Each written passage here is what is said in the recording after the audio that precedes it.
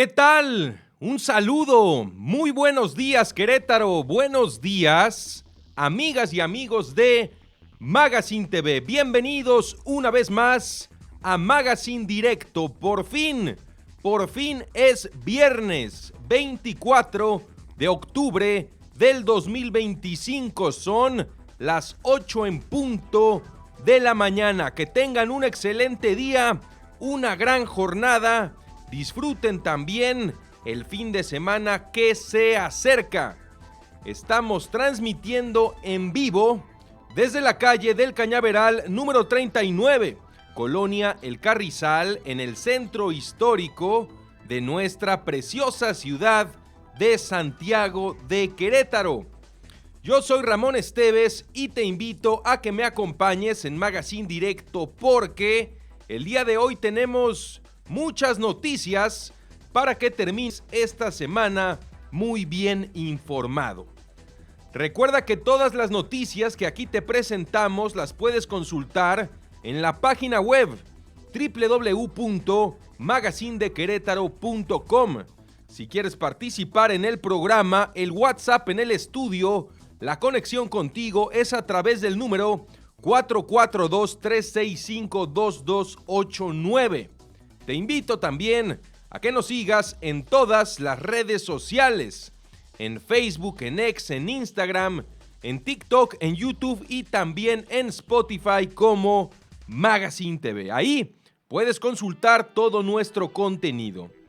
Noticias, información muy relevante del día de hoy. En lo local, el gobierno estatal prepara el Plan de Obra Anual 2026. Esta labor le compete a la Secretaría de Desarrollo Urbano y Obras Públicas. También ayuda federal para rehabilitar los caminos de la Sierra Gorda queretana, dañados por el desastre natural, por las inundaciones, por las intensas lluvias, por los deslaves. Ayuda federal que se buscará por 500 millones de pesos. 500 millones de pesos. En el Congreso queretano habrá ajustes en las comisiones para que trabajen bien, ajustes en las comisiones legislativas, así lo anunció la nueva presidenta de la mesa directiva. También hay un nuevo partido, se llama Somos México y hace su presentación aquí en Querétaro. En el panorama nacional, la presidenta de la República Mexicana, Claudia Sheinbaum, pidió a la Cámara de Diputados establecer orden interno, establecer orden, establecer reglas tras el escándalo, dos escándalos. Primero, el de Cuauhtémoc Blanco, ahora conocido como la Padeliña. El segundo, el bailón que se armó en la Sonora Santanera, que estaba celebrando su aniversario número 70 ahí en la Cámara de Diputados. Todo esto mientras la gente está sufriendo, continúa sufriendo en 5 estados de la República por esa emergencia, por ese desastre natural que azotó la semana pasada a nuestro país. Polémica a nivel nacional, reacciones de la presidenta de la República. También en la carretera México-Querétaro, a plena luz del día por la mañana, un automovilista fue baleado, asesinado en su automóvil. En la mañana tempranito, las investigaciones continúan sobre este hecho. La peligrosa carretera México-Querétaro, el video se convirtió viral en redes sociales. En las noticias internacionales, cooperación entre México y Estados Unidos permite la captura de un líder del cártel de Sinaloa y las autoridades de ambos países destacan esta buena relación que se tiene en materia de seguridad.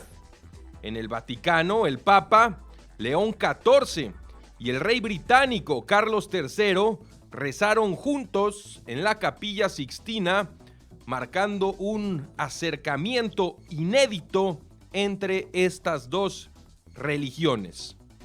Como todos los viernes tenemos doble colaboración. En la primera hablaremos con Betty Marmolejo, secretaria de Planeación y Participación Ciudadana del municipio de Querétaro, sobre el papel de los datos abiertos en la planeación pública. También estaremos conversando después con Vicente Maldonado. Continúa su análisis sobre el voto de la mujer a 70 años del sufragio femenino en México.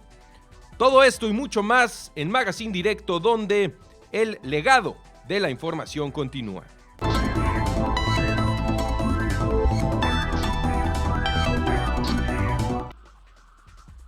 El gobernador del estado de Querétaro, Mauricio Curi González, estuvo presente y celebró el festejo del Día del Caminero.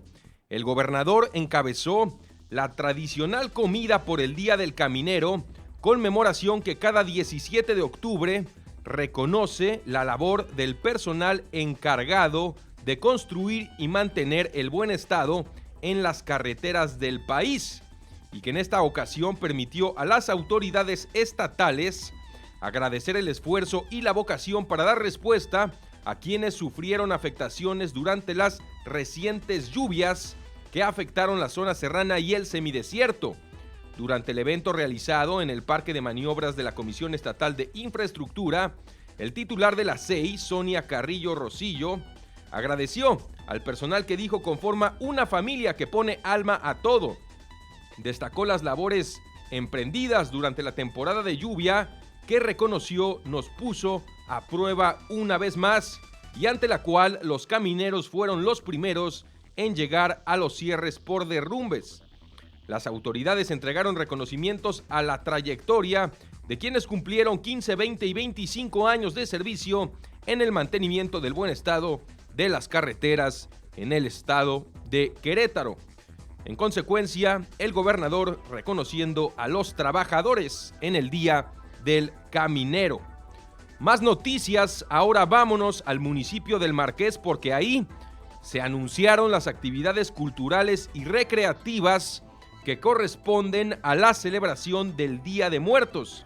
En el marco de estas festividades por el Día de Muertos, el gobierno municipal del Marqués, encabezado por Rodrigo Monsalvo Castelán, llevó a cabo la programación de una serie de actividades culturales y recreativas con el propósito de promover las tradiciones mexicanas y propiciar espacios de convivencia familiar durante este 31 de octubre y 1 de noviembre en La Cañada. El programa Festival de Muertos incluye más de una docena de actividades impulsadas por el Instituto del Deporte y Cultura, el Instituto Municipal para la Prevención y Atención de Conductas de Riesgo, el Centro Vive y la Secretaría de Turismo. En este sentido, el viernes 31 de octubre comenzarán las actividades programadas. Autoridades municipales realizarán la inauguración del altar monumental ofrenda que estará ubicada en Plaza San Pedro a las 19:30 horas del día 31 de octubre, con el propósito de fomentar la activación física entre la ciudadanía de El Marqués. Se llevará a cabo la carrera nocturna de Día de Muertos con un recorrido de 5 kilómetros. El 1 de noviembre, el Centro Vive realizará el Tianguis de Todos Santos. También se realizará el concurso de altares tradicionales, mismo al que se destinó una bolsa de 30,000 pesos para la premiación de los 3 primeros lugares. Se implementarán actividades culturales como la participación del Ballet Folclórico del municipio de Querétaro y otras actividades como el Trío Huasteco y muchas más. La Secretaría de Turismo efectuará también el concurso de Catrinas y Catrines de cartón. Todo esto en el municipio del Marqués para celebrar el Día de Muertos.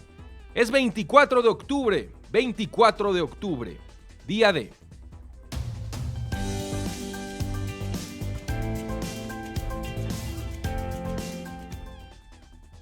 Cada 24 de octubre se conmemora el Día de las Naciones Unidas.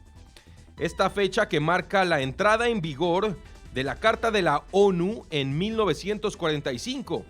La Organización de las Naciones Unidas nació tras la Segunda Guerra Mundial con el propósito de mantener la paz, promover los derechos humanos y fomentar la cooperación internacional. Actualmente la ONU reúne a 193 estados miembros y trabaja en temas clave como el desarrollo sostenible, la igualdad de género, la ayuda humanitaria y el combate al cambio climático. A través de sus agencias como la OMS, la UNICEF o la UNESCO, impulsa programas que buscan mejorar la vida de millones de personas. En México, la ONU mantiene una presencia activa en proyectos de inclusión social, educación, medio ambiente y salud. Este día invita a reflexionar sobre la relevancia que tiene la ONU, la Organización de las Naciones Unidas, para el bienestar de todo el mundo, de todos los habitantes de este planeta. Vamos con el pronóstico del clima de la zona metropolitana del estado de Querétaro. Está llegando el frío a la República Mexicana.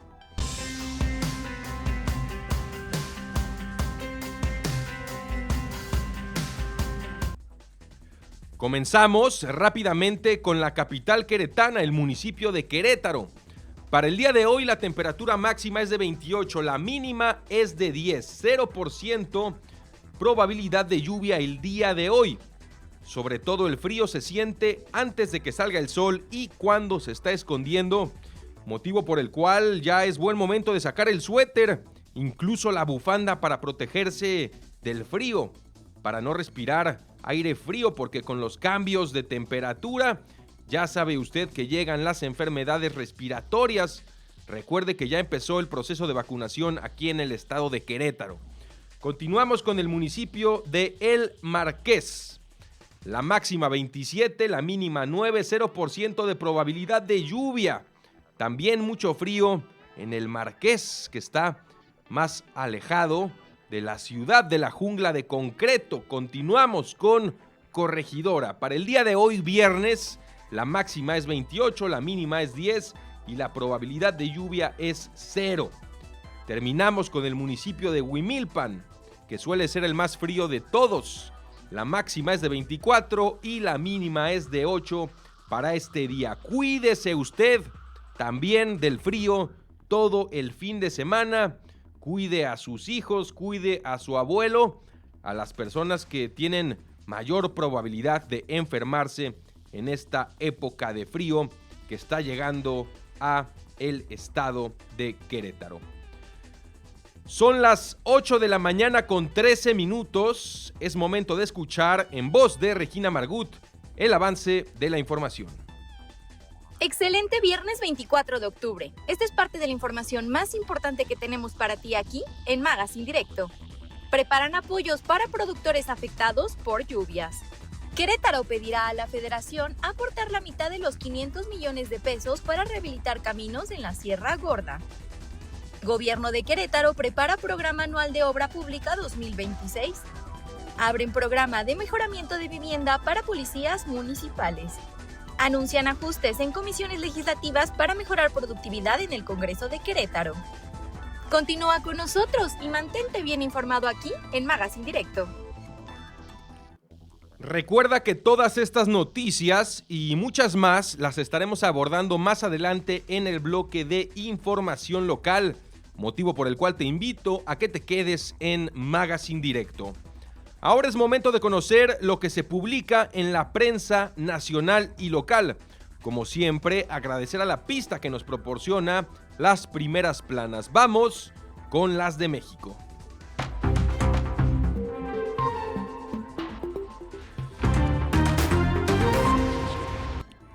Comenzamos con el periódico Reforma, la información más relevante de este viernes que nos presenta en su primera plana.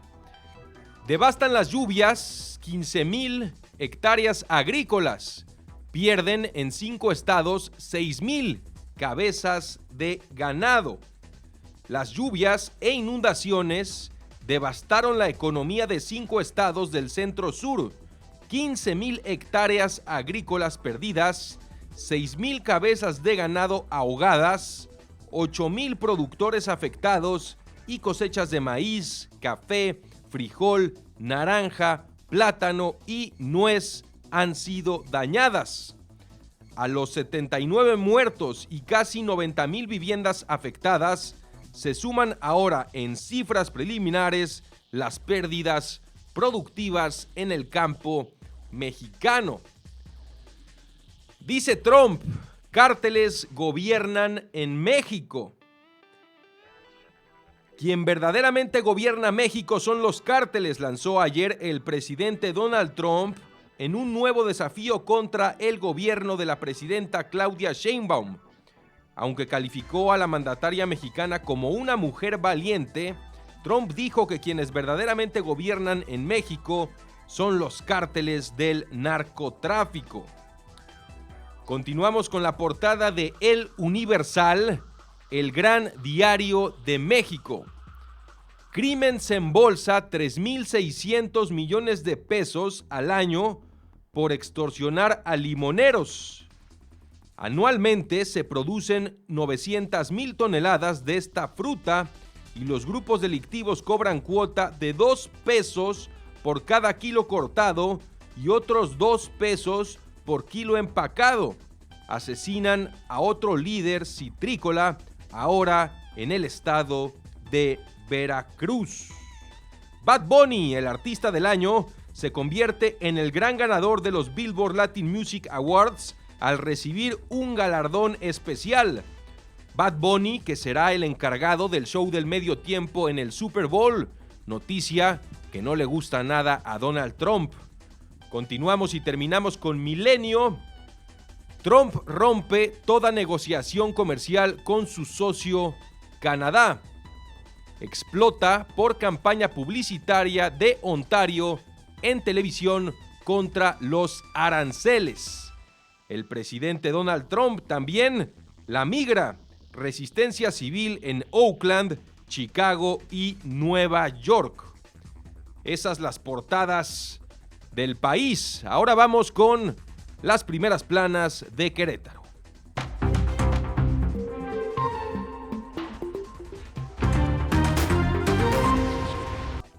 Comenzamos con el diario de Querétaro. Este es el detalle que se presenta este viernes, la información más importante. Crobús duplicó a su flota en solo 3 años. De 489 a más de 1,000 vehículos. Opera Agencia de Movilidad del Estado de Querétaro 36% de rutas, concesionarios el resto. De las unidades son nuevas, más de 700. Importante saber también si se duplicó el número de usuarios que utilizan el Crobús. Red de municipios promueve Chepe estrategias de salud. El alcalde de Corregidora encabezó la segunda sesión ordinaria donde presentaron la estrategia de la red de ciudades amigables con el adulto mayor. Continuamos con el Universal Querétaro. Disminuye percepción de inseguridad en la capital. El municipio queretano aparece entre las 17 ciudades en las que su población percibe menos violencia, de acuerdo con encuesta del INEGI. Terminamos con la portada del Plaza de Armas, el periódico de Querétaro. Rehabilitan rutas de la Sierra Gorda. Labor conjunta Estado-Federación. Mauricio Curi informó que se propondrá al gobierno federal incluir una inversión de 500 millones de pesos en el Plan Anual de Obra Pública 2026. Además, la noticia de Chepe Guerrero encabezando la segunda sesión ordinaria de la red queretana. Vámonos a una pausa. Después de la pausa tenemos la primer colaboración de este viernes. Vamos a hablar con la secretaria de Planeación y Participación Ciudadana del municipio de Querétaro. Como todos los viernes está aquí en el estudio Betty Marmolejo. Vamos a hablar sobre los datos abiertos. Una pausa y continuamos con más aquí en Magazine Directo.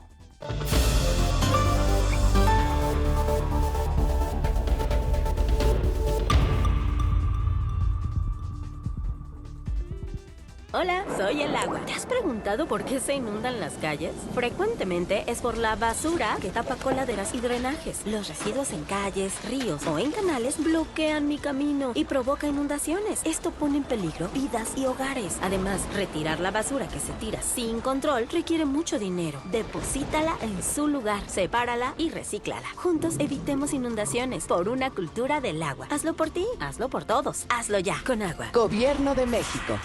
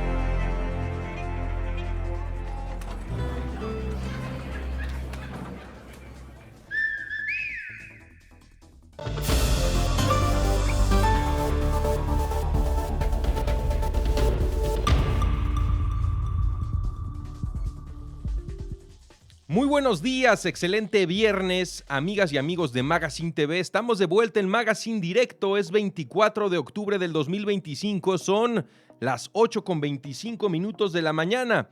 Es momento de la primer colaboración del día de hoy, como siempre, como todos los viernes, con Betty Marmolejo, secretaria de Planeación y Participación Ciudadana del municipio. Vamos a hablar sobre los datos abiertos. Vamos con la colaboración.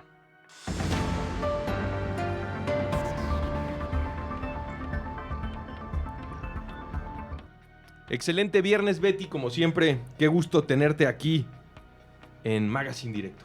Igualmente, Ramón, muchas gracias por el espacio siempre para poder coincidir con la ciudadanía y hablar de estos temas que nos interesan a todos.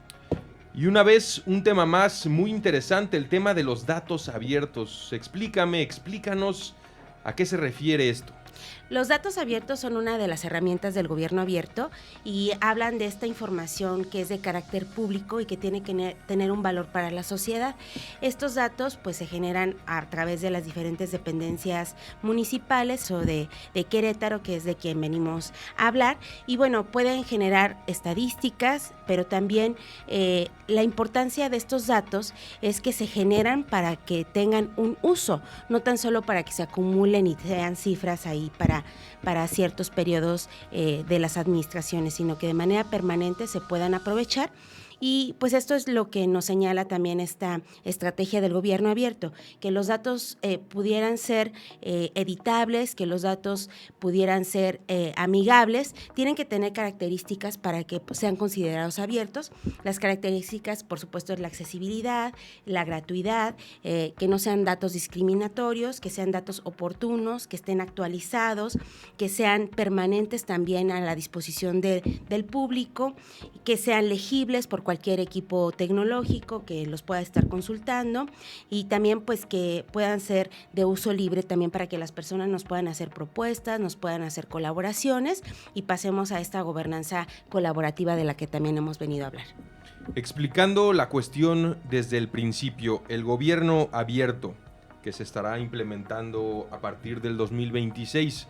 Nada más recuérdale a la gente un poco qué es el gobierno abierto y ya después hablamos de estos datos. El gobierno abierto es una estrategia, es una nueva forma de gobernar que se ha instaurado desde hace 15 años en diferentes lugares del mundo y que tiene 3 principios fundamentales. El primero es la transparencia, y hablamos de una transparencia no tan solo de la información que los funcionarios y el servicio público estamos obligados por ley a publicar, sino también otro tipo de información, los datos abiertos, que nos sirvan para generar propuesta, para generar participación ciudadana, para generar trabajo colaborativo con la sociedad y con los sectores empresarial, académico, los expertos de diferentes materias. Otro principio del gobierno abierto es la participación ciudadana, ese es fundamental, y bueno, nosotros somos los más interesados en que la participación ciudadana en el municipio de Querétaro se potencie y se pueda aprovechar para resolver problemas cotidianos. Por supuesto, la ciudadanía tiene a su disposición 11 mecanismos de participación ciudadana, 11 posibilidades distintas, como lo hemos señalado en anteriores colaboraciones, para poder ejercer ese derecho a ser parte de las decisiones de interés colectivo.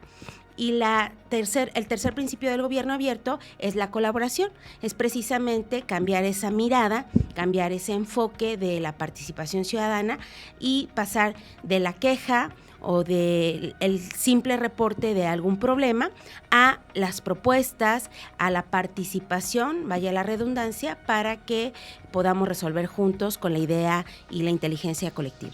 En consecuencia, este tema de los datos abiertos impacta directamente a lo que es la transparencia, incluso la participación ciudadana y la colaboración que se traduce también en propuestas. Me gustaría preguntarte sobre todos los datos, la información que se recaba, que también debe ser numérica, de estos datos. ¿Tiene una base, tiene un software, tiene un sistema para para llevarlo al análisis con el uso de la tecnología, me refiero. Así es, este es el cuarto elemento también del gobierno abierto, el aprovechamiento de la tecnología, la innovación, también con la inteligencia de la colectividad.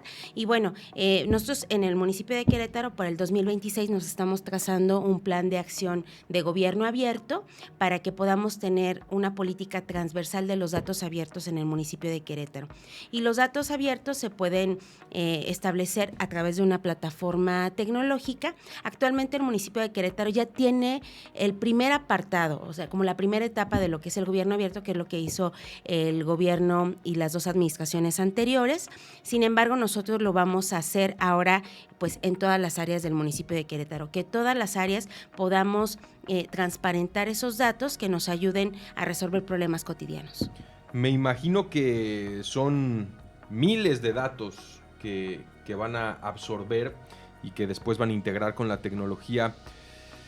¿Qué utilidad final tienen todos estos datos cuando hablamos ya de las propuestas? Pues los podemos convertir en programas, los podemos convertir en presupuestos.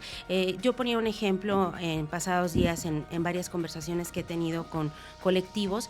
¿Qué pasaría si la información que generan todos estos grupos ciudadanos que están haciendo el análisis de la movilidad en la ciudad, de las coladeras, de los baches, de las ciclovías, toda esa información se aprovechara para hacer los planes de gobierno en lo que tiene que ver con obras públicas, con movilidad, y entonces pasamos de una queja a una colaboración?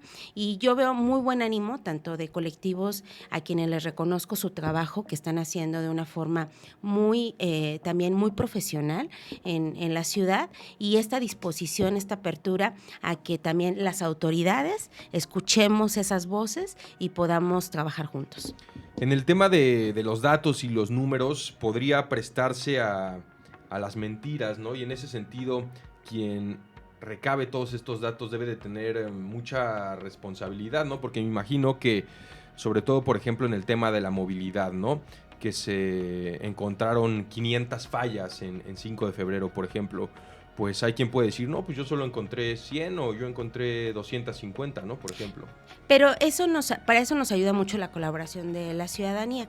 El gobierno abierto incluye todos estos principios que te comentaba. No puede ser solo la transparencia por parte de las entidades gubernamentales, sino también pues la colaboración de la gente. Entonces, puse el ejemplo de la movilidad. Si bien nosotros en la Secretaría de Planeación y Participación Ciudadana tenemos el convenio con el INEGI, nosotros recabamos todos los datos de forma periódica con las secretarías de todo el municipio, y nosotros le entregamos la información estadística al INEGI, pero tiene que ir acreditada, obviamente tiene que tener pues, el respaldo de lo que estamos diciendo por parte de la autoridad, y el INEGI nos revisa toda esa documentación. Pero esa documentación, recientemente el INEGI también publicó sus estadísticas, nos debería de servir para que los ciudadanos les adicionen información y también tengamos ese balance y ese equilibrio en que la información sea real y nos pueda servir a todos. Los datos abiertos forman parte de un gran mecanismo, ¿no? Que es el gobierno abierto, que incluye, sobre todas las cosas, la participación ciudadana. Y en ese sentido, porque se ha estado implementando en muchas partes del mundo, este gobierno abierto pues, pretende ser la nueva forma de gobernar, ¿no? La más efectiva, la más eficiente, la más cercana a lo que puede ser, digamos que la perfección. Así es, y bueno, el gobierno abierto nos sirve para la gobernanza colaborativa, que es al final el objetivo que todos queremos, ¿no? Cambiar esta mirada y que la participación ciudadana, pues, sea real y sea efectiva también para el municipio de Querétaro. ¿Qué más están haciendo ahora mismo en la Secretaría de Planeación y Participación Ciudadana? Pues estamos diseñando los procedimientos de los diferentes mecanismos de participación ciudadana que se establecieron en el reglamento recientemente. Como son nuevos, pues tenemos que ir generando los procedimientos para que darle vida a estos mecanismos de participación ciudadana y que la ciudadanía, vaya la redundancia, y los funcionarios públicos los conozcamos a profundidad para que los podamos aplicar. Entonces, el próximo lunes vamos a tener la segunda reunión del presupuesto participativo, como se los habíamos comentado aquí. En la primera tuvimos un espacio de escucha a los diferentes colectivos en los que nos presentaron un balance, las propuestas también que ellos tienen para lo que pudiera ser el mecanismo aquí en el municipio de Querétaro también durante el 2026. Y el día lunes a las 5 de la tarde nuevamente tendremos una reunión en la que ya ahora vendrá el secretario de Finanzas a presentar la propuesta que tiene el gobierno municipal derivado de lo que se hizo en ese ejercicio de escucha con la ciudadanía, y creo que vienen grandes noticias para el municipio de Querétaro en materia de presupuesto participativo. Porque ya se está acabando octubre, después noviembre y diciembre. En un pestañeo se va a acabar el 2025 y con el 2026, pues la implementación de todas estas labores, ¿no? que van a estar proyectando en ese plan. Estamos en ese momento en el que se integra el presupuesto, la propuesta por parte de las dependencias municipales para la ley de ingresos en primera instancia y después el presupuesto de egresos en enero. Esto obviamente lo aprueba el ayuntamiento, nosotros somos muy respetuosos de lo que el cabildo defina, sin embargo, pues estamos en ese proceso de integrar las propuestas y de que la ciudadanía también nos haga llegar sus comentarios para que pues se vea reflejado en el presupuesto del próximo año, porque lo platicábamos a manera de broma antes de entrar a la colaboración, pues que el cariño se ve reflejado en el presupuesto justamente. Y sí le tienen mucho cariño a la Secretaría de Planeación y Participación Ciudadana, me imagino, porque pues es una de las cualidades que distinguen al alcalde, ¿no? La cercanía con la gente, y en ese sentido, qué más cercano que permitir que la ciudadanía participe en la toma de decisiones. Pues estamos muy contentos. El día de ayer a mí me tocó presentar mis propuestas para el próximo año. Esperemos que se puedan concretar con la aprobación del Cabildo, particularmente, que es quien determina finalmente el presupuesto del municipio de Querétaro.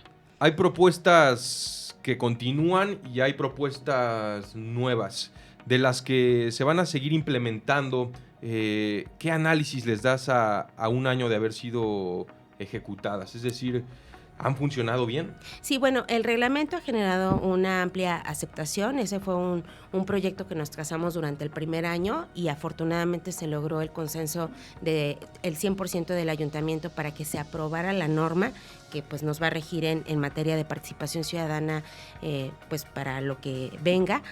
Pero también el programa de formación cívica es uno que nos ha dado grandes satisfacciones y yo creo que es algo en lo que vamos a poner también muchísimo interés, vamos a incrementar obviamente también las posibilidades de lo que es la formación ciudadana el próximo año, porque va de la mano.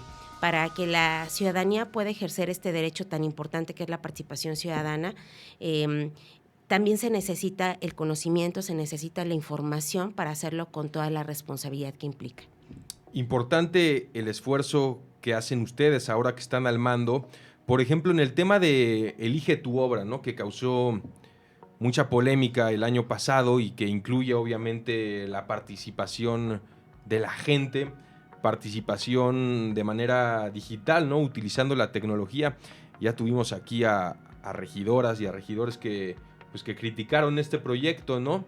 ¿Cómo hacer para, inevitable que los programas le gusten a todos, pero cómo hacer para que la gente esté satisfecha con lo que reciben por parte de ustedes? Es decir, que se sientan contentos al ser escuchados, al ser tomados en cuenta. Y no me refiero a los colectivos, que suelen ser más activos y cercanos, me refiero a la gente que muchas veces pues no está tan presente y tan al tanto del trabajo que realizan las autoridades municipales.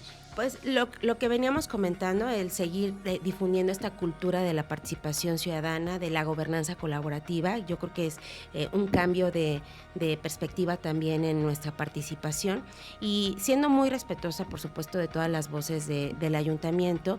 La consulta Decide Querétaro fue aprobada por el 100% de los regidores, entonces nosotros en la Secretaría, esta consulta fue diseñada solamente para hacer una guía de información de lo que estaba pensando la ciudadanía, pero al final de cuentas el POA lo definió el ayuntamiento, no es algo que haya definido una secretaría o una dependencia en particular, lo definió el ayuntamiento y entonces eso es lo que nosotros tenemos como mandato en las secretarías para ejecutar.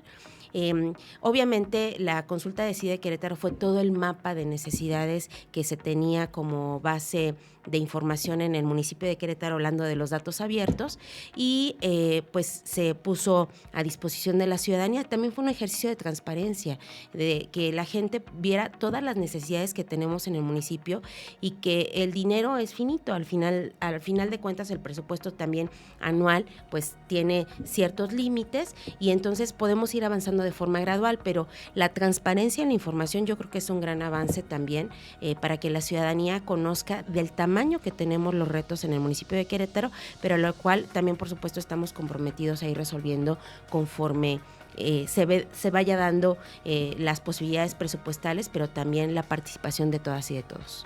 Aquí en las colaboraciones que hemos tenido contigo en Magazine Directo hemos hablado de planes, de proyectos a corto y a largo plazo. Después de este primer año, ¿qué necesidades percibes tú que necesita el municipio para el próximo año? Porque si bien algo hemos aprendido todos en este 2025 es que a veces uno planea y la naturaleza dispone y hay que cambiar el rumbo de manera repentina. Así es. Mira, obviamente lo que nos derivó de las emergencias climatológicas de este año es el tema de drenajes y de drenes. Ya lo anunció el presidente municipal. El presupuesto particularmente para obra pública el próximo año estará enfocado a esas vertientes. Obviamente nosotros también a través del presupuesto participativo y de algunos otros mecanismos vamos a estar consultando nuevamente a la ciudadanía para que las decisiones sean democráticas, insistiendo en que el presupuesto está definido y el presupuesto es el límite de todos estos planes y de todas estas proyecciones que se hagan también para lo que es el beneficio de la ciudadanía. Sin embargo, esta transparencia de información es la que nos va a ayudar a comprender pues que todos necesitamos participar en la solución de los problemas de nuestro municipio. Del 100% del presupuesto que tiene el municipio se divide en los diferentes proyectos de las secretarías, ¿correcto? ¿Cuánto es el 100% que tiene el municipio de presupuesto para el 2026? Eso todavía no se define porque apenas se está preparando en las secretarías y bueno, se presenta al ayuntamiento por parte de la Secretaría de Finanzas y ellos son los que definen el presupuesto anual. Yo te puedo hablar de lo que fue el 2025. El 2025 se hizo un presupuesto que abarcó alrededor de los 7,000 millones de pesos y la mayoría se fue a gasto social, en los programas que estableció la administración municipal, en las obras que se establecieron con los 1,500 millones de pesos que se definieron por parte del ayuntamiento también para este rubro en especial, y bueno, también todo lo que tiene que ver con gastos operativos que son pues también presupuesto fijo que tiene la administración pública. Todas estas cifras, las del 25 y las del 26, son públicas y las puede consultar la gente. Así es, y todas son aprobadas por la autoridad máxima de gobierno que es el ayuntamiento. Entonces, en esa parte, insisto, yo soy muy respetuosa de las diferentes posiciones, pero también los representantes de la ciudadanía son los regidores, son los síndicos y son quienes toman las decisiones finales también para lo que podemos ejercer en las diferentes áreas de la administración. En el ayuntamiento hay integrantes de todos los diferentes partidos. ¿Cómo ves tú la colaboración que se está viviendo entre partidos ahí en el ayuntamiento? Mira, yo entiendo la diversidad y la democracia en cuanto a las opiniones, la libertad obviamente de opinión también que tenemos, lo que se representa por cada uno de ellos. Sin embargo, también creo que las decisiones que se han tomado pues son necesarias para que las autoridades ejecutoras podamos hacer las cosas, hacerlas ver, hacerlas valer. Entonces, en este sentido, para mí es muy interesante también escuchar todas las voces para poder tomar buenas decisiones. En mi caso, que soy promotora 100% de la participación ciudadana, de la transparencia, de esta colaboración, pues también esas opiniones distintas me ayudan a abrir mi campo de acción, mi campo también de trabajo, de pensamiento, para poder tomar mejores decisiones o poder complementar las que no se hayan tomado del todo para la satisfacción de todas las opiniones en el pasado. Porque muchas veces las y los queretanos que habitan en el municipio, en la capital, piensan que pues todas las decisiones las toma el alcalde, ¿no? Felifer Macías. Sin embargo, lo que se hace y lo que no se hace en la capital corresponde a la aprobación o no de todos los regidores. Así es, de la mayoría del ayuntamiento, porque así está establecido en la ley. Hay cosas que se aprueban por mayoría simple, hay cosas que se aprueban por mayoría también de todas las fuerzas, pero en el caso del municipio de Querétaro, pues todas las decisiones también han sido democráticas. Betty, como siempre, muchas gracias por tu colaboración todos los viernes aquí en Magazine Directo. Un mensaje que le quieras dar a la audiencia para concluir. Pues siempre invitarlos a que conozcamos los mecanismos de participación ciudadana, que los hagamos valer, porque de la ciudadanía que tengamos, de la calidad, por supuesto, en la participación ciudadana del municipio de Querétaro, van a depender, obviamente, todas las cosas que vengan en nuestro futuro próximo. Betty Marmolejo, secretaria de Planeación y Participación Ciudadana del municipio de Querétaro. Vámonos a una pausa. Después de la pausa, las noticias nacionales, internacionales y también el reporte de los delitos y los accidentes que han ocurrido en el estado de Querétaro con Waldo Maya.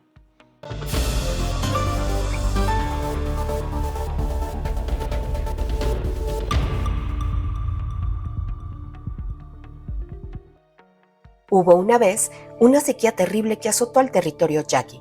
Los pozos se secaron, la tierra se agrietó. Los 8 pueblos vecinos sufrían de sed. En busca de un remedio, a través de mensajeros, los jefes enviaron súplicas a Yuku, el dios de la lluvia. Primero fue el gorrión y luego la golondrina. Ambos recibieron la promesa de lluvia de la deidad. Con gusto, criatura. Dile a tus señores que muy pronto lloverá. Regresa sin preocupación. Pero no, la lluvia no llegó. En medio de relámpagos y vientos, las aves se perdieron. Cuando parecía ya no haber esperanza, a uno de los jefes yaqui se le ocurrió llamar al sapo Bobok. Insignificante para algunos y sabio para otros, el sapo aceptó la misión sin dudar. No sin antes pedirle a un chamán unas alas de murciélago que le permitieran llegar hasta la deidad. Plantado ante Yuku, el sapo le recordó su deber como dios y le exigió ayuda para su gente que estaba muriendo de sed. La deidad reiteró su promesa. Claro que sí, santo.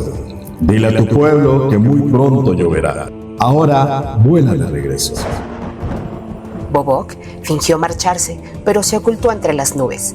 Entonces Yuku lanzó los truenos mortíferos y Bobok comenzó a cantar. El sapo sobrevoló las nubes con ese sonido peculiar, dejando claro que aún vivía. Yuku, irritado, mandó una lluvia intensa para matar, pero Bobok fue más astuto. Descendió a tiempo y se puso a salvo. Al no encontrar a Bobok, Yuku no hizo cesar la lluvia. Por fin el agua cayó sobre los 8 pueblos para saciar su sed y para regar sus sembradíos. Por eso, cuando los sapos cantan, los yaquis evocan a Bobok, el héroe que trajo de vuelta la lluvia.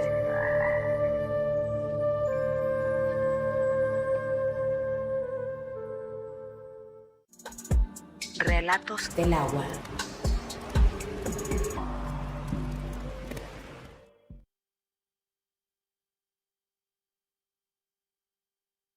Gobierno de México.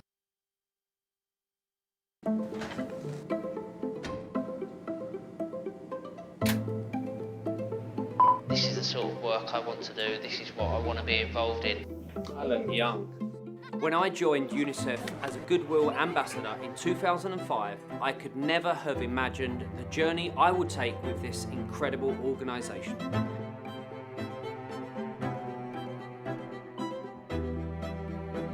When visiting countries all over the world, I've seen firsthand how UNICEF is making a real difference in children's lives and in their communities. I've listened to young people talk about the challenges they face and their dreams for the future. Children have the power of hope, to be free from violence, to receive a good education, for girls to be treated as equals alongside boys. Every child has the right to dream. And with the right support and opportunities, children can be empowered to shape their own lives. A lot has changed in the past 20 years, but one thing stays true. Every child should have the power to dream. So now, and 20 years from now, we must all do what we can to help children fulfill their dreams.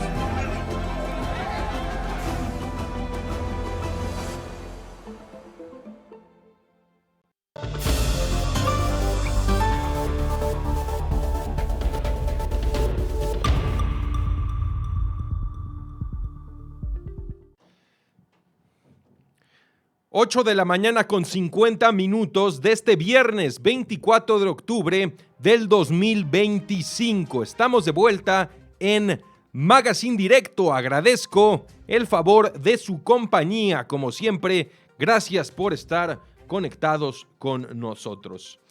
Recuerda que toda la información que aquí te presentamos, todas las noticias y también las entrevistas y colaboraciones, las puedes consultar en la página web www.magazinedequerétaro.com. Ahí encuentras todas las noticias al momento y también las colaboraciones, como la que acabamos de tener con Betty Marmolejo, secretaria de Planeación y Participación Ciudadana del municipio de Querétaro. También en nuestras redes sociales puedes encontrar clips de Magazine Directo y de otros programas que tenemos como Rumores, también Papuro Gallo y todo el contenido que creamos todos los días en Magazine Directo para que estés entretenido y también para que estés muy bien informado. Vamos con las noticias que impactan a nuestro país.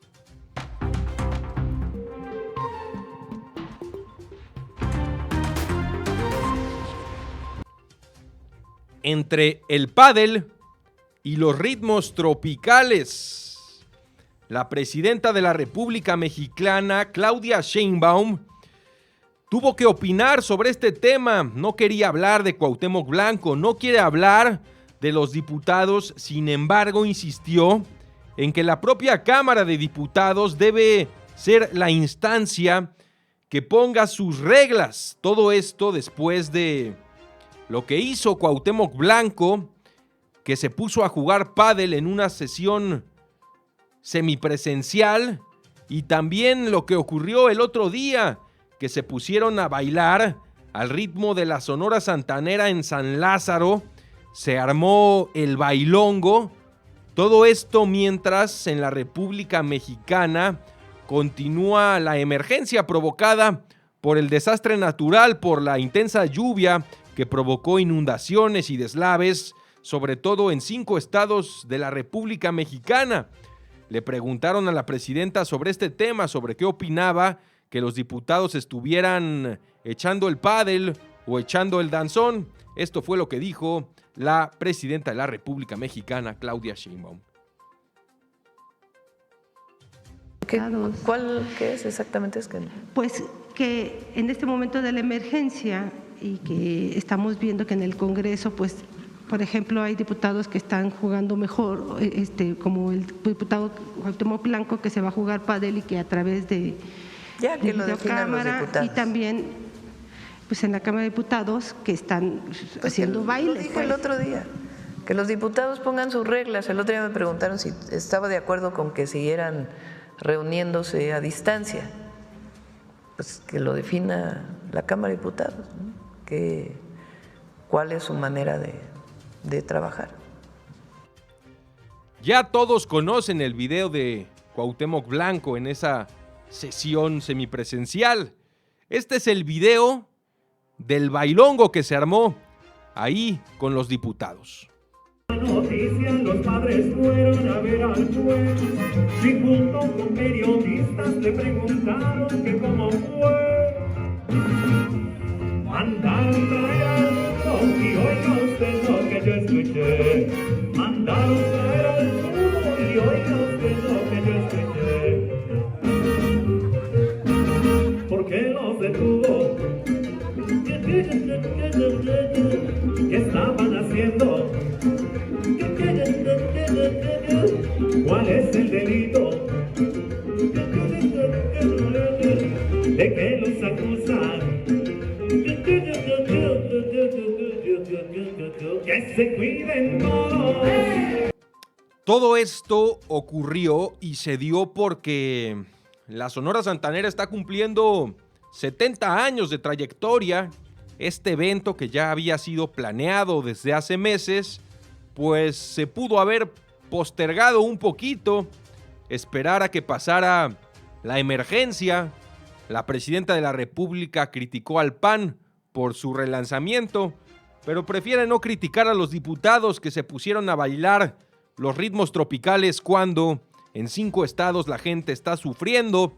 Todavía no sacan el lodo de sus casas, comunidades incomunicadas, carreteras deslavadas, más de 70 muertos, muchos desaparecidos y los diputados bailando al ritmo de la Sonora Santanera. Y la presidenta decide no opinar, que ellos pongan sus propias reglas. Continuamos con más información de carácter nacional. La peligrosa, muy peligrosa carretera que conecta nuestro estado con la capital del país, la carretera 57, la México-Querétaro. Un conductor baleado a plena luz del día. Las investigaciones continúan porque no han encontrado a los responsables. Vean el video que se viralizó de este hecho. Por la mañana del jueves fue cuando un automovilista fue asesinado a balazos mientras circulaba por los carriles centrales de la autopista México-Querétaro. Tenemos el video ahí, lo están viendo en pantalla. Esto ocurrió a la altura del circuito exterior mexiquense en el municipio de Cuautitlán Izcalli, Estado de México. De manera extraoficial, se sabe que el conductor del vehículo perdió la vida ahí en el mismo lugar. El ataque ocurrió poco después de las 7 horas, cuando automovilistas reportaron la presencia de un vehículo con impactos de arma de fuego detenido sobre la vía en dirección a Tepoztlán, lo que desató una intensa movilización policíaca y un caos vial en varios kilómetros. El hecho se registró en el kilómetro 38, lugar en donde quedó impactado el vehículo particular contra el muro de contención tras recibir varios impactos de bala. Ahí en las imágenes se ve que ya llegaron las autoridades al sitio, se ve el automóvil con impactos de bala. Esto ocurrió bien temprano en la carretera México-Querétaro, en el municipio de Cuautitlán Izcalli, en Estado de México. Se había reforzado la seguridad en la carretera, pues se reforzó no lo suficiente para evitar este tipo de hechos o, en consecuencia, agarrar a los responsables. Esas las noticias más importantes de carácter nacional. Ahora vamos con las noticias que impactan al mundo entero.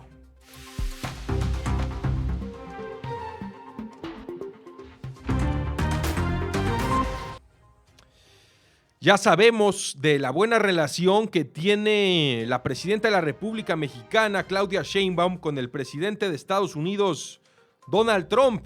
Es una relación a veces un poco tensa, pero sobre todo es una relación respetuosa, porque la presidenta de México no se deja con el mandatario de Estados Unidos. Y en ese sentido se han realizado buenas labores en materia de seguridad. La cooperación entre ambos países ha permitido la captura de otro líder criminal, otro de muchos que se han agarrado en este año. Fue la directora de Inteligencia Nacional de Estados Unidos, Tulsi Gabbard, quien confirmó la captura de un líder del cártel de Sinaloa tras una operación coordinada entre fuerzas de ambos países. De acuerdo con la funcionaria, el Centro Nacional Antiterrorista proporcionó inteligencia procesable que permitió localizar y detener al objetivo, considerado pieza clave dentro de la estructura criminal del cártel de Sinaloa. Gabbard subrayó que esta acción es resultado directo de la cooperación en materia de seguridad e intercambio de información entre Washington y Ciudad de México. Escuchemos lo que dijo la directora. Mr. President, under your leadership, for the first time, there is a newly created National Intelligence Fusion Cell at the Office of the Director of National Intelligence, National Counterterrorism, that has a very simple purpose: to make sure that we have two-way intelligence sharing of actionable information between the intelligence community and law enforcement. I want to talk briefly about three successes that we've had just here in the last few weeks, Mr. President, through the success of this interagency fusion cell. Just this last week, our National Counterterrorism Center supported through actionable intelligence to both U.S. law enforcement as well as Mexican law enforcement the arrest of a Sinaloa cartel boss, El Plato, in Juarez, Mexico, as well as his top three money launderers in a Autoridades estadounidenses calificaron la captura como un golpe significativo al crimen organizado transnacional, pues el detenido mantenía vínculos logísticos y también vínculos financieros con células que operan en distintos estados del norte de México y también en la frontera sur de los Estados Unidos. Esta cooperación muy importante entre México y Estados Unidos para detener al crimen organizado, para evitar conflictos en materia de seguridad. Información importante y también trabajo muy importante que se está realizando para mantener sobre todo la tranquilidad y la paz en la frontera norte de nuestro país. Vamos con más información. En el Vaticano, en la Capilla Sixtina, durante una celebración presidida por León XIV, que tuvo lugar el jueves, ocurrió un hecho inédito desde hace 5 siglos. Un papa católico y un rey anglicano rezaron juntos. El papa León XIV y el rey Carlos III, el rey británico Carlos III. Se convierte así en el primer monarca británico en rezar públicamente con un pontífice desde el cisma anglicano. La ceremonia combinó tradiciones católicas y anglicanas y marca un nuevo acercamiento entre las dos iglesias. El oficio, que duró unos 30 minutos, supone un acto sin precedentes desde el nacimiento del anglicanismo en 1534, cuando el rey Enrique VIII rompió con Roma. Así que en el Vaticano rezaron juntos el Papa León XIV y el rey británico Carlos III, combinando así una ceremonia entre el catolicismo y el anglicanismo. Ya tenemos conexión con Waldo Maya, motivo por el cual es momento de pasar con los delitos y los accidentes que han ocurrido en el estado de Querétaro en las últimas 24 horas.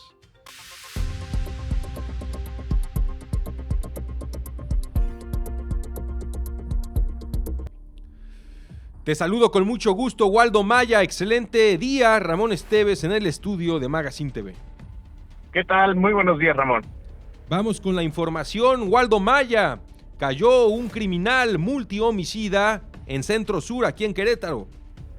Así es que se trató del operativo Sinergia en coordinación con las autoridades de Chiapas, y es que se tuvo conocimiento que justamente este sujeto, conocido como Miguel N., habría sido relacionado con un multihomicidio que se habría registrado el pasado 21 de mayo del 2022 en el municipio de Marqués de Comillas, en Chiapas. Cabe señalar que derivado de esta situación, 7 personas perdieron la vida tras un ataque armado, 6 adultos y un adolescente. Cabe señalar que, derivado de esta situación se inició la investigación correspondiente y se pudo obtener la identidad del presunto responsable de este multihomicidio, y es por eso que se logró rastrear su trayecto hasta el territorio queretano, pero incluso desde el 2022 hasta el 2025 se pudo obtener su ubicación exacta, y con apoyo e intercambio de información entre fiscalías tanto de Chiapas como de Querétaro se logró obtener justamente la orden de aprehensión para posteriormente en este operativo Sinergia,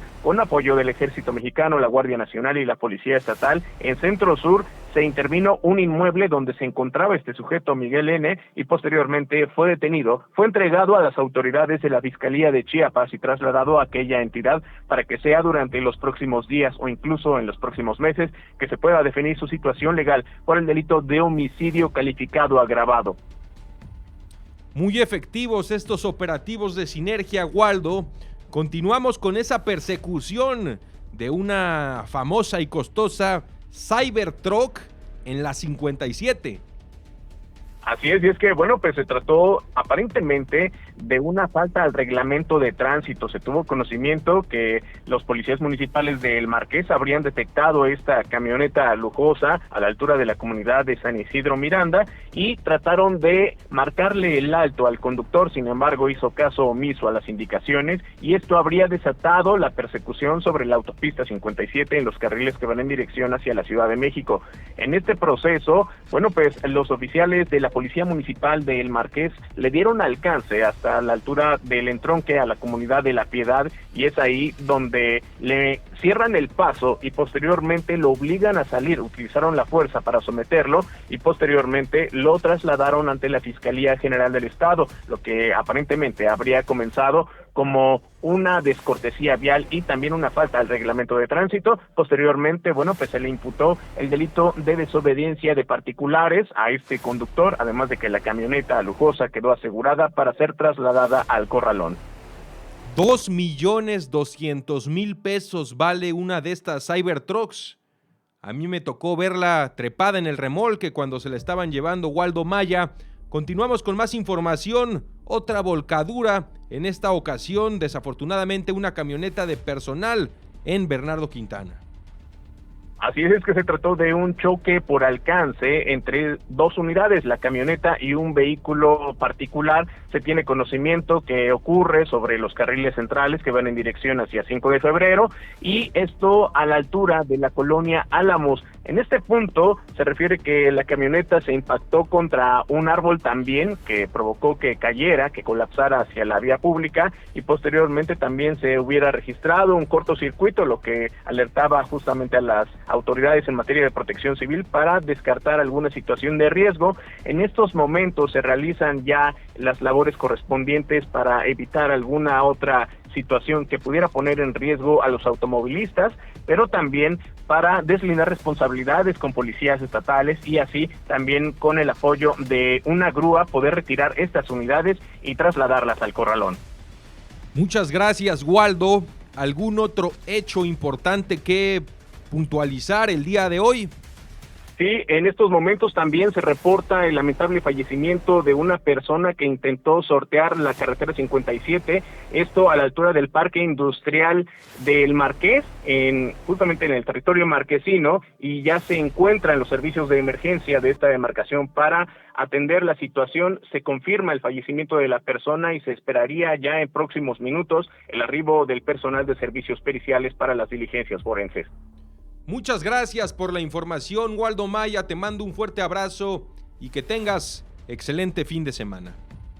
Muchas gracias y excelente fin de semana. Las noticias, incluido el reporte de los delitos y los accidentes que ocurren en nuestro estado, lo puedes consultar todos los días, los 7 días de la semana, en la página web www.magazinedequerétaro.com. Vámonos a una pausa, una breve pausa. Después de la pausa, vamos con todas las noticias de carácter local. Las noticias que impactan a nuestro estado.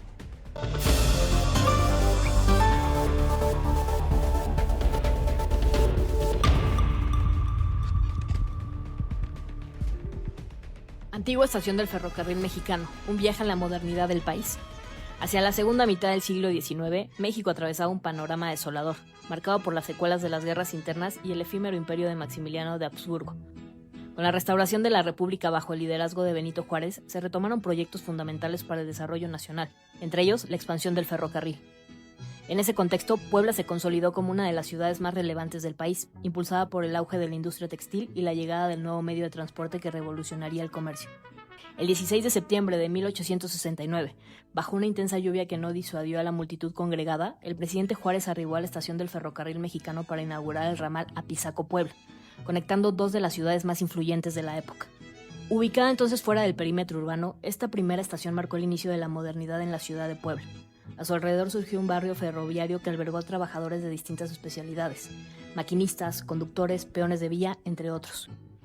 La estación prestó servicio de pasajeros y carga hasta 1947. A partir de 1960 operó únicamente para mercancías, y en 1974 cerró sus puertas definitivamente, quedando en el abandono. En 1977, el Instituto Nacional de Antropología e Historia la declaró monumento histórico, iniciando su proceso de rescate para convertirla en un espacio cultural. Finalmente, el 5 de mayo de 1988 abrió sus puertas como Museo Nacional de los Ferrocarriles Mexicanos, con la misión de conservar y difundir el patrimonio ferroviario del país.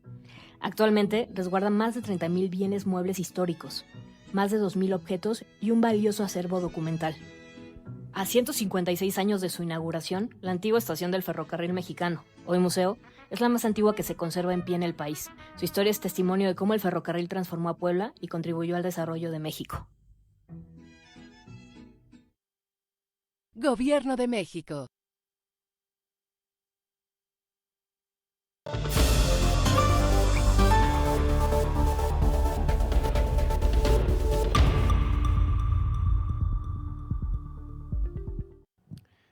Estamos de vuelta en Magazine Directo con las noticias más importantes de este viernes. Por fin es viernes, 24 de octubre del 2025. Son las 9 de la mañana con 10 minutos. Es momento de pasar con la información de nuestro estado.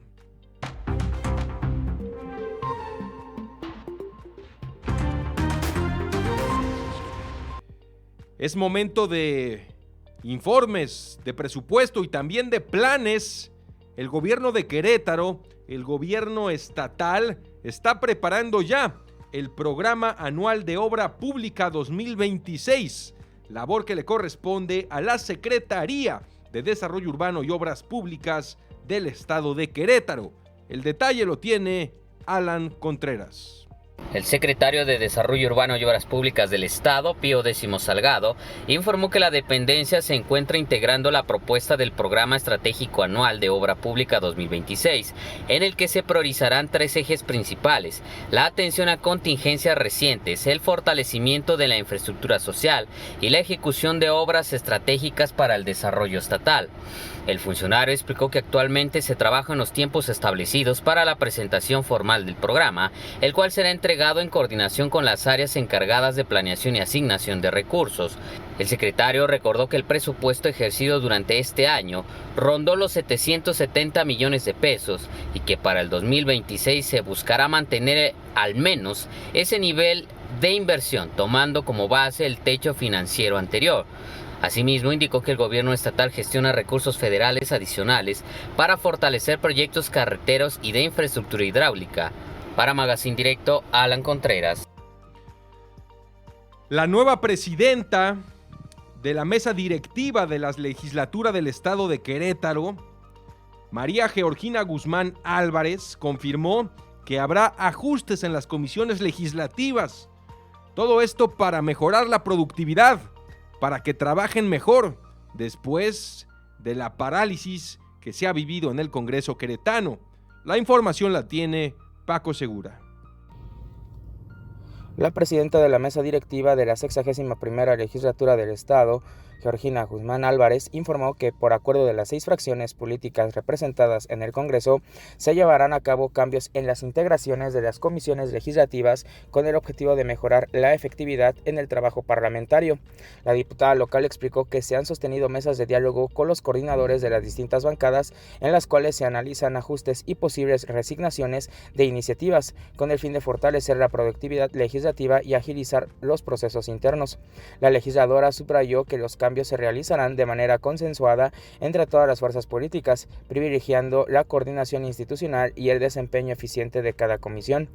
Guzmán Álvarez detalló que actualmente el Congreso del Estado mantiene un índice de efectividad legislativa del 33%, lo que significa que de las 333 iniciativas ingresadas durante la actual legislatura, el 67% aún no han sido aprobadas. La presidenta de la mesa directiva indicó que este diagnóstico servirá como base para evaluar el desempeño de las comisiones y establecer criterios que permitan equilibrar la carga de trabajo entre las diferentes áreas legislativas. Para Magazine Directo, Paco Segura. En el plan anual de obra pública se estima destinar 500 millones de pesos para rehabilitar las vialidades, las carreteras que se vieron afectadas, deslavadas por las recientes lluvias, por el desastre natural, estos caminos en la Sierra Gorda. El estado de Querétaro le pedirá a la Federación aportar un porcentaje importante de estos 500 millones de pesos. Esperan que al menos ayuden con el 50%. La información la tiene Alan Contreras. El gobernador Mauricio Curi informó que el gobierno del estado de Querétaro propondrá incluir una inversión de 500 millones de pesos en el Plan Anual de Obra Pública 2026 con el objetivo de rehabilitar los caminos afectados por las lluvias en la Sierra Gorda. El mandatario explicó que el proyecto contempla recursos mixtos con una aportación del 50% por parte del Estado y el 50% de la Federación, cuya propuesta será presentada formalmente ante las autoridades federales en las próximas semanas. El gobernador precisó que la aportación estatal implicará redireccionar recursos de otros proyectos programados para el próximo año con el fin de atender de manera prioritaria la emergencia en la Sierra Gorda y garantizar la reconstrucción de cerca de 300 kilómetros de caminos. Para Magazine Directo, Alan Contreras. Hablamos del impacto negativo que supuso este hecho para las familias, para los ciudadanos, las casas que se vieron inundadas con ingreso de lodo también, familias afectadas, negocios también locales afectados por las intensas lluvias que se registraron en 5 estados de la República, aquí en Querétaro, sobre todo en la Sierra Queretana. También se vieron muy afectados los productores, los agricultores y los ganaderos. El secretario de Desarrollo Agropecuario del Estado buscará apoyos para estas personas que vieron afectado su trabajo. La noticia la tiene Alan Contreras. El secretario de Desarrollo Agropecuario del Estado, Rosendo Anaya, informó que las intensas lluvias registradas en semanas recientes ocasionaron afectaciones significativas al sector agropecuario en 8 municipios del estado, principalmente en la Sierra Gorda y en las zonas del semidesierto queretano. Se tiene identificado un total de alrededor de 3.100 hectáreas afectadas y cerca de 3.000 productores perjudicados. La mayoría de los daños corresponden a cultivos de maíz, aunque también hubo pérdidas en hortalizas, calabaza, chile jalapeño, chile serrano, tomate, cempasúchil y sorgo. El secretario explicó que además de la producción agrícola, hubo afectaciones en unidades pecuarias y acuícolas, particularmente en Peñamiller, donde las corrientes de agua arrasaron estanques de trucha y en algunos casos animales de pastoreo, así como infraestructura frutícola y sistemas de riego tecnificados. El secretario ya presentó el informe de daños al gobernador, quien instruyó brindar apoyos a todos los productores afectados. Para Magazine Directo, Alan Contreras. Policías municipales de la capital queretana recibirán apoyos para mejorar sus viviendas. La información con Alejandro Payán. El secretario de Desarrollo Social del municipio de Querétaro, Juan José Ojeda Dorantes, informó que se abrió la convocatoria para el programa de apoyo a los policías del municipio de Querétaro para el mejoramiento de vivienda o enseres que beneficiaría a 300 elementos. También ya salió la convocatoria de mejoramiento de viviendas de policías, que ese también salió y es para los policías del municipio de Querétaro, y también en próximos días vamos a estar haciendo la entrega. Son alrededor de 300 policías los beneficiarios en este periodo. Es un apoyo de hasta 50,000 pesos para policías. Puede ser mejoramiento de vivienda, puede ser mejoramiento de enseres, puede ser mixto. Entonces ahí es cada uno de los policías se inscribió en los ramos que le interesaban. El apoyo para mejoramiento de viviendas es de hasta 50,000 pesos, que se puede ser para mejoramiento de vivienda o el mejoramiento de enseres o mixto. Para Magazine Directo, Alejandro Payán. El alcalde de Corregidora, el presidente municipal, Josué Guerrero Trápala, encabezó la sesión de la Red Queretana de Municipios, esta segunda sesión ordinaria. En esta se abordaron temas importantes que se refieren a los adultos mayores. Esto ocurrió el día de ayer. La Red Queretana de Municipios por la Salud en Huimilpan.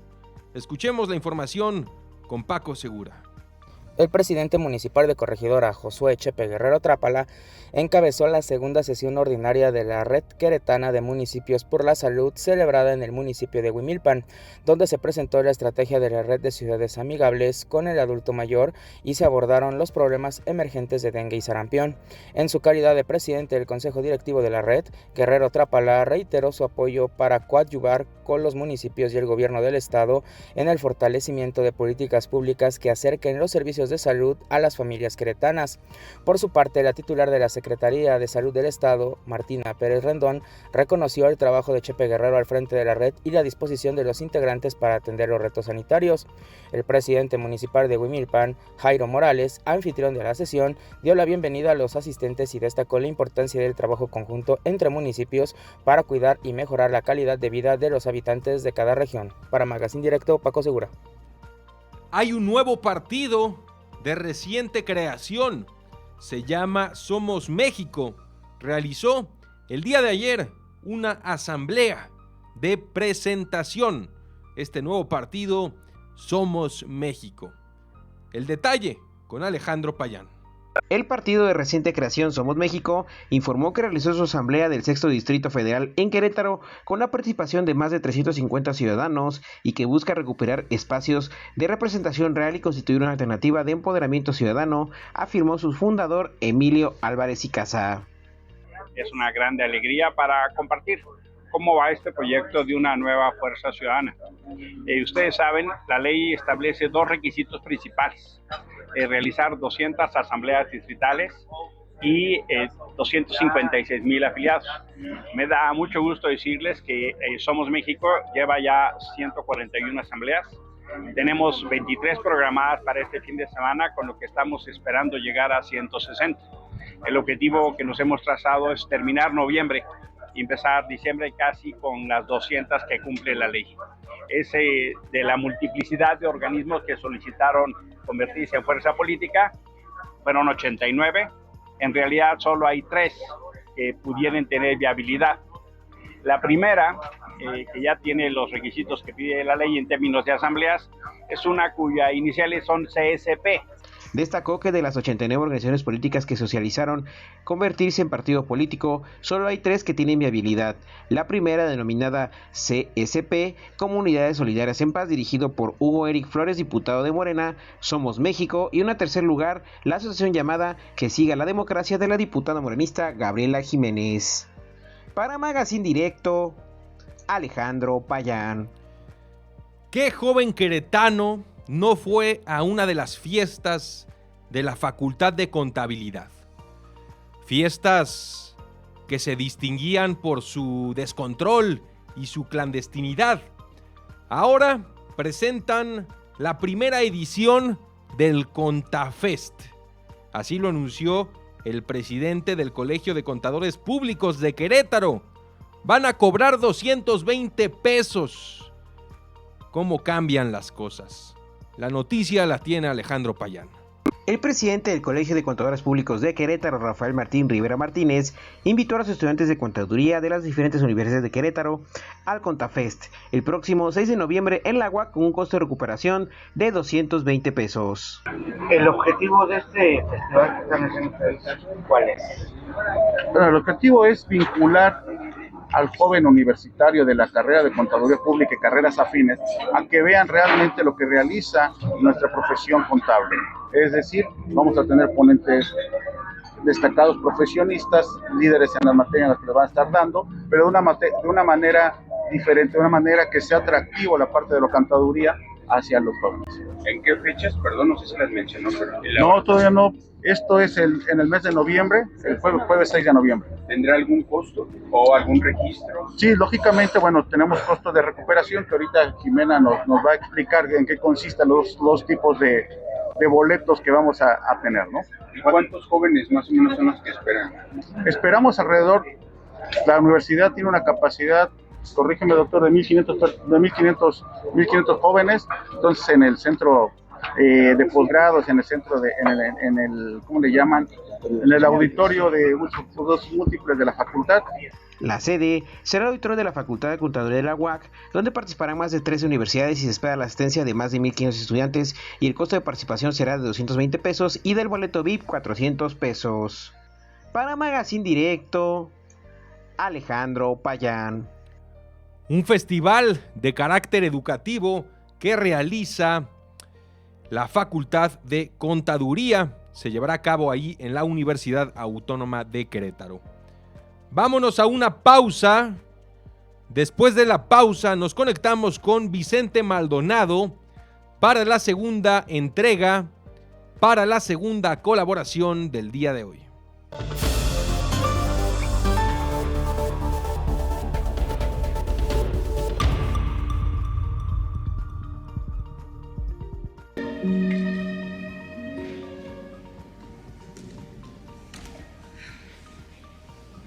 Qué bello es esto, pero qué difícil.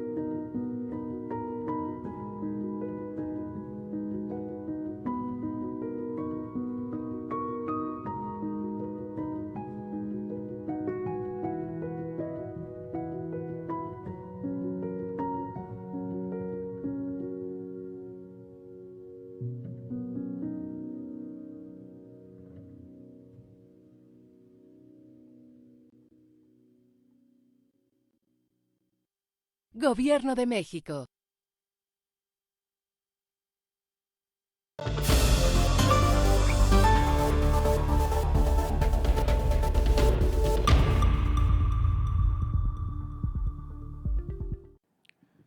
Continuamos en Magazine Directo. Es momento de pasar, de conectarnos con Vicente Maldonado para la colaboración, segunda colaboración de este viernes. Vamos a continuar la plática, la conversación de la semana pasada, que se refiere al voto femenino en nuestro país.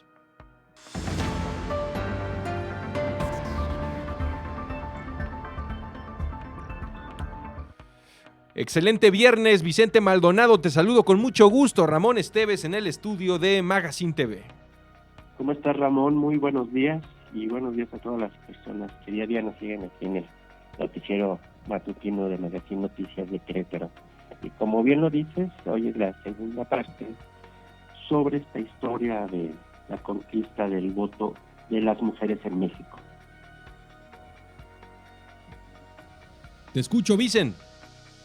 Pues mira, el viernes anterior, el 17 de octubre, se conmemoraron 72 años de aquella reforma constitucional en el 53, realizada o enviada al Congreso por el entonces presidente Adolfo Ruiz Cortines. Pero quiero señalar que hay algo que me llamó mucho la atención, que pareciera que para muchos actores políticos, sociales, pasó de noche esta fecha. No se recordó, no fue de portadas, no fue de discursos, ¿no? Se quedó en el aire. Pero bueno, aquí nunca pasa desapercibidos estos sucesos importantes para la vida de México y sobre todo para la mitad del país, que son las mujeres nada más y nada menos. Pero obviamente para llegar a esa reforma del 53, pues fueron casi 50 años de lucha. Fue una batalla de las mujeres contra un sistema que las utilizó en la revolución. Recordemos que participaron, fueron activas principales de este movimiento. La silenció en la Constitución del 17 y vamos a decir por qué, y las traicionó repetidamente en el Congreso. Esta no es la historia de un derecho otorgado, simplemente de un derecho que se otorgó con suavidad, es más bien la crónica de una ciudadanía conquistada a pulso. Recordemos que si no se les concedía derecho al voto, pues que no eran ciudadanas, no eran consideradas como ciudadanas.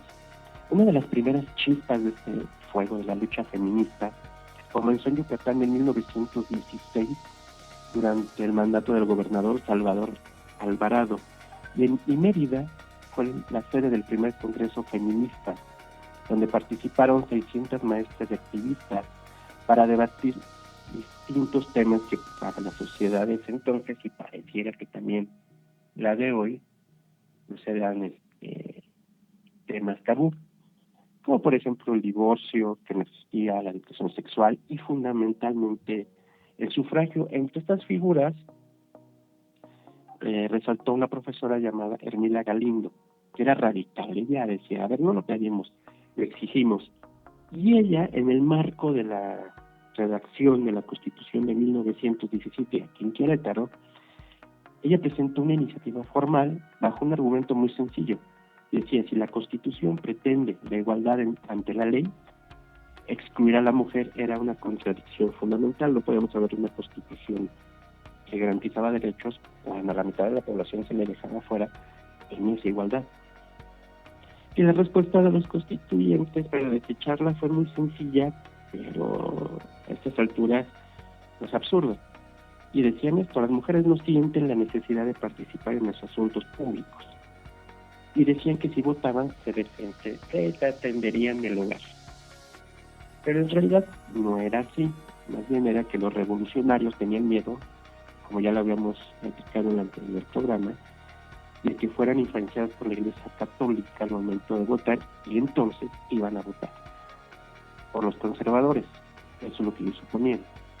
Y en el entonces teatro que conocemos de la ciudad, Iturbide, se decía en silencio, ¿no? Las mujeres son de la Iglesia.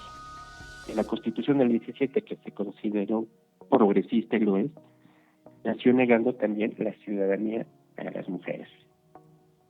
Pero se dio de manera más fuerte y ya determinante, en un primer paso, fue en Yucatán, donde en 1922, con la llegada del entonces gobernador Felipe Carrillo Puerto, que era un socialista, periodista y comprometido con la causa feminista, esto por la gran influencia que tenía su hermana Elvia Carrillo Puerto, que ella era anticlerical y tenía una dedicación muy fuerte para defender los derechos, o que se le consideran los derechos a las mujeres indígenas.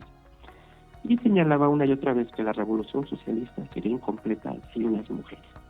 O sea, decía, cualquier movimiento social, si no hay mujeres, no funciona, si no están incluidas. El gobernador Carrillo Puerto envió una reforma a la Constitución para que se reconociera el voto femenino y también pudieran ser votadas. Y en 1923, Elvia Carrillo Puerto fue electa como diputada local junto a Beatriz Peniche y Raquel Tizip. Pero este amanecer o esta chispa de derecho al voto pues se detuvo cuando hubo la revuelta contra Álvaro Obregón por parte de Adolfo de la Huerta. En 1924 esta revuelta llega ahí, esta inició en Veracruz y llega a Yucatán, asesinan a Felipe Carrillo Puerto y Elvia y sus compañeras diputadas son amenazadas de muerte y son destituidas, ¿no? Y ellas les decían claramente, las victorias locales no sirven de tanto, así que la lucha debe ser nacional. Y hay otra que a lo mejor muchos pues, no les va a gustar el concepto, pero hay una tradición cardenista, una tradición de Lázaro Cárdenas en contra de las mujeres. En los años 30 se fundó un grupo Frente Único por los Derechos de la Mujer, que llegó a tener hasta 50,000 mujeres de 800 organizaciones, y ellas señalaban que el voto no era un fin sino un medio. Así que exigían que, entre otras cosas, por ejemplo, que se modificara el Código Agrario para que ellas pudieran poseer tierras. Es decir, la mujer no tenía derecho a tener propiedad, tenía derechos laborales y, por supuesto, el voto. Lázaro Cárdenas retoma el tema y en el 37 envió una iniciativa al Congreso para reformar el artículo 37 constitucional y otorgar el voto federal a las mujeres.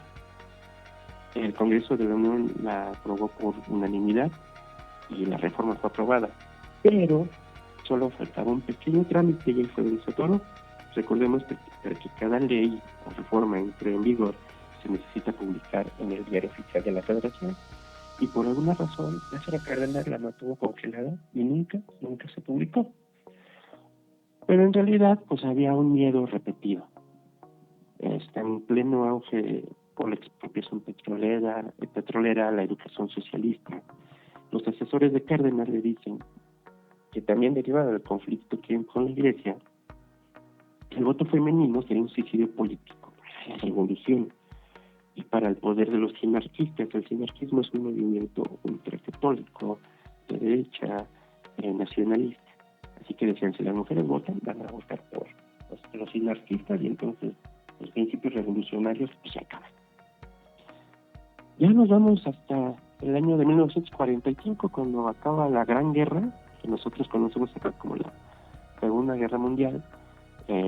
Cuando culmina, se erige la Organización de las Naciones Unidas y México fue miembro fundador con otros 49 países. Y también México firmó la Declaración Universal de los Derechos Humanos. Con esto ya el régimen priista presumía de democracia, pero la realidad era otra.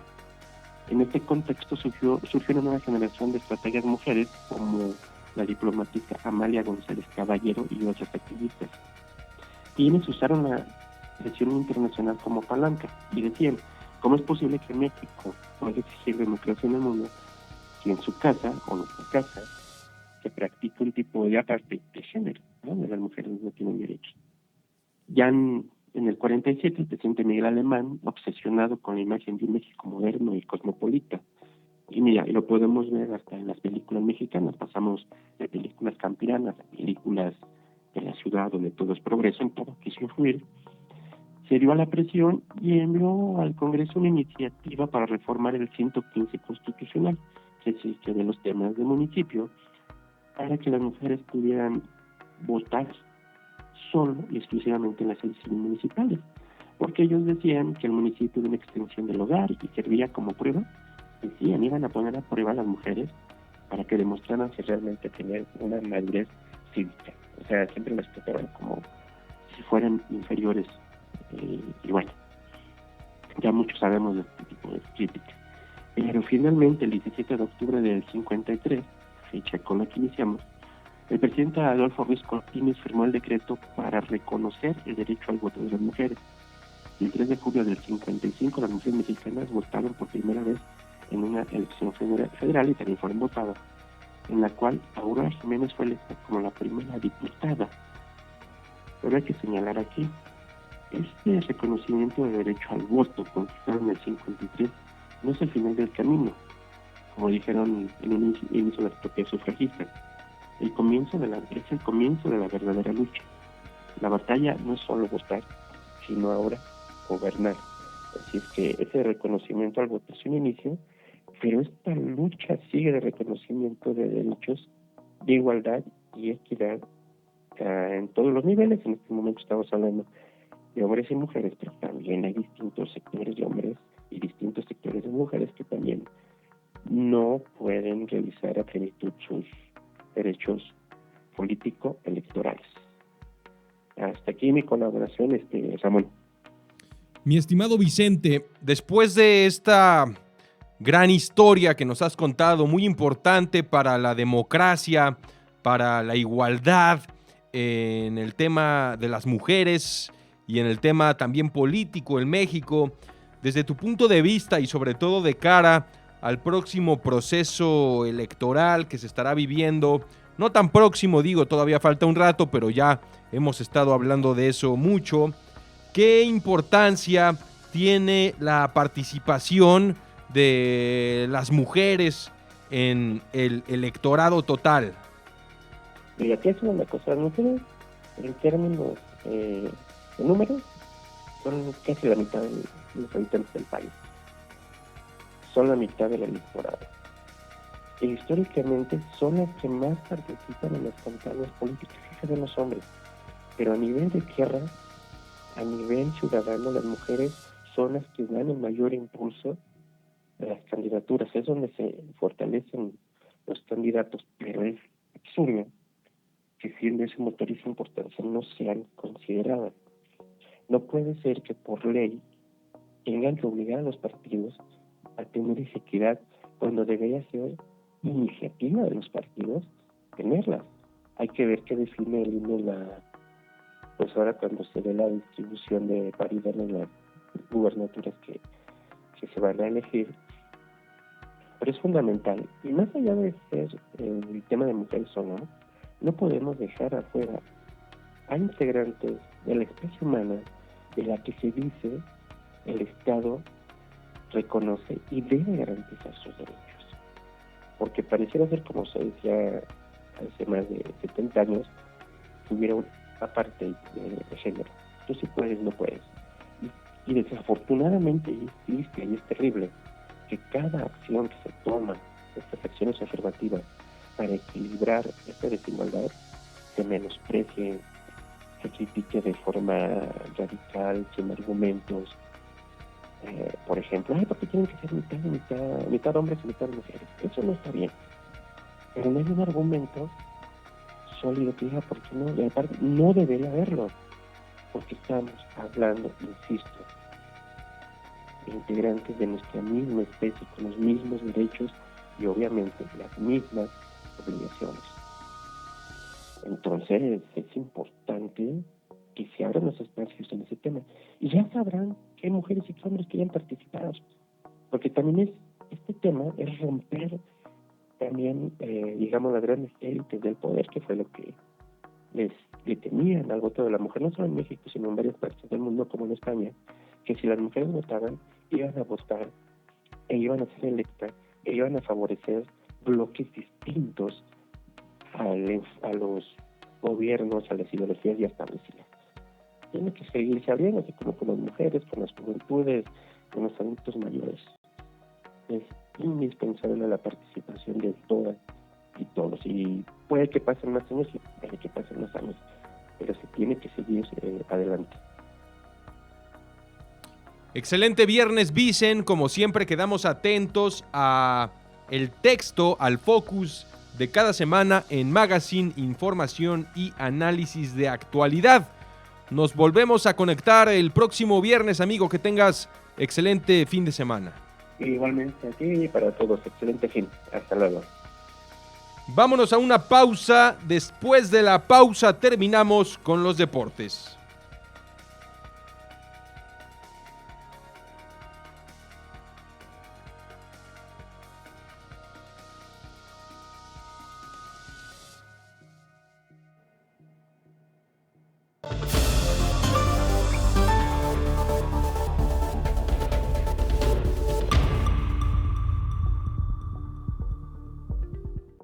Antigua estación del ferrocarril mexicano, un viaje a la modernidad del país. Hacia la segunda mitad del siglo XIX, México atravesaba un panorama desolador, marcado por las secuelas de las guerras internas y el efímero imperio de Maximiliano de Habsburgo. Con la restauración de la República bajo el liderazgo de Benito Juárez, se retomaron proyectos fundamentales para el desarrollo nacional, entre ellos la expansión del ferrocarril. En ese contexto, Puebla se consolidó como una de las ciudades más relevantes del país, impulsada por el auge de la industria textil y la llegada del nuevo medio de transporte que revolucionaría el comercio.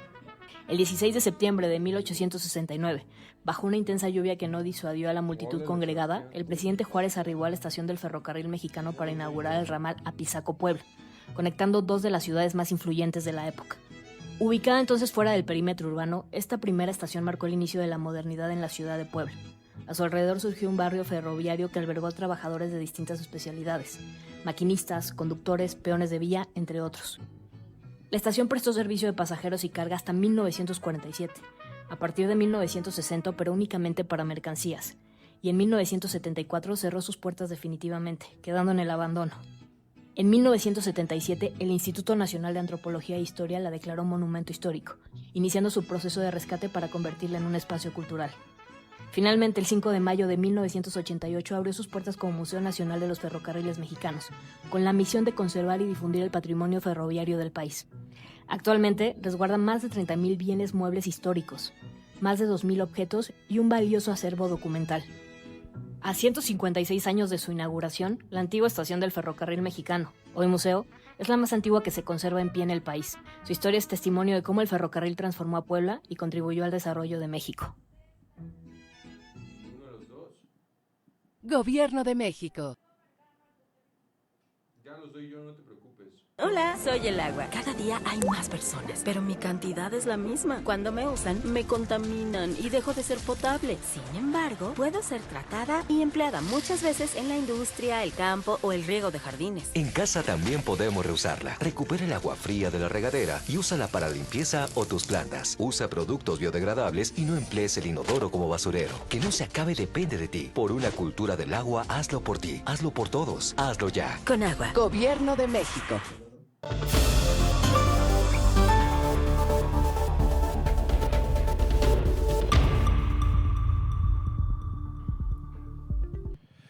Muy buenos días, estamos de vuelta en Magazine Directo. Son las 9 de la mañana con 45 minutos de este viernes 24 de octubre del 2025. Muchas gracias por seguir conectados con nosotros. Es momento de pasar rápidamente con los deportes.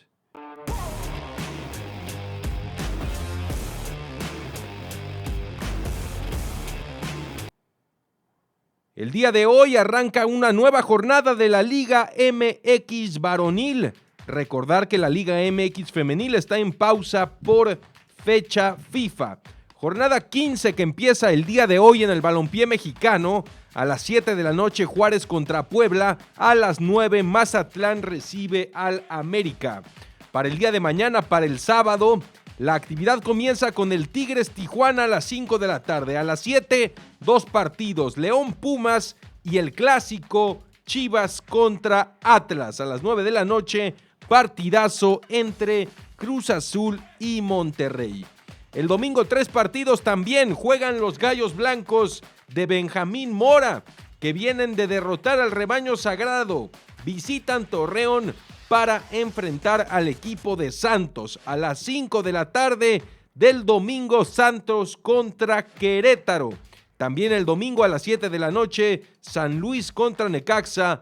Y la actividad termina con el partido entre Toluca, el líder de la competencia, y el Pachuca. Fin de semana con mucha actividad deportiva. Continúa la semana 8 de la NFL, que termina el lunes con Monday Night. También hay partidos de la NBA y actividad en todas las ligas de fútbol del mundo. También el fin de semana, el Gran Premio de México en la Ciudad de México, en la capital del país. Sin ningún piloto mexicano se va a llevar a cabo el Gran Premio de México, que para la próxima temporada ya contará con la participación del Checo Pérez en una nueva escudería. Muchas gracias a todos los que se conectaron a Magazine Directo. Nos vemos la próxima semana, nos vemos el lunes con más noticias en punto de las 8 de la mañana por el stream de la página web www.magazinedequerétaro.com. Que tengan un bonito viernes y un excelente fin de semana.